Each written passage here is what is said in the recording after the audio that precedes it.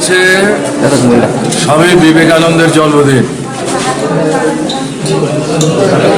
তো এই দিনটি স্মরণ করে ডিওয়াইএফআই গত বেশ কয়েক বছর যাবতই স্বেচ্ছায় রক্তদান শিবিরের আয়োজন করছে।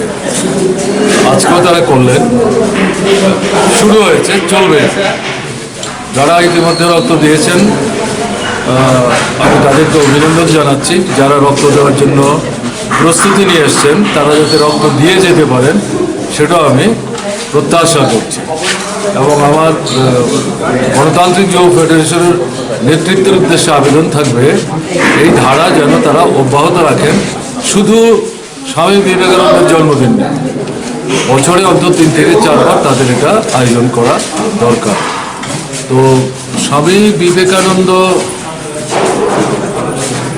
যে ধরনের সমাজ চেয়েছিলেন, কেমন না, আমাদের দেশের স্বাধীনতার 75 বছর পরেও সেই সমাজটা তো হলো না। তিনি যেটা পরিষ্কার বলতেন, আমাদের সমাজে যারা সবচেয়ে পেছনে পড়া অংশের মানুষ, শ্রমজীবী অংশের মানুষ, রক্ত ঝরান, ঘাম ঝরান, সম্পদ তৈরি করেন, আমাদের সমাজ সভ্যতার অগ্রগতির জন্য ভূমিকা নেন, তাদের দিকে কেউ তাকায় না।